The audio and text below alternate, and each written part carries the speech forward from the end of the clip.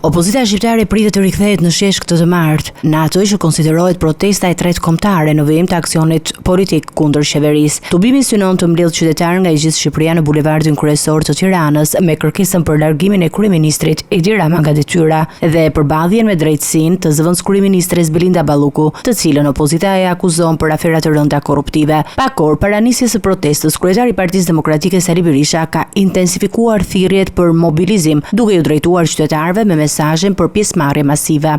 Pakor në ndajmë nga uragani i madh i shpresës dhe fitores së opozitës dhe kombit shqiptar. Të bashkohemi sot në bulevardet dhe rrugët e Tiranës në një nga momentet më kritike.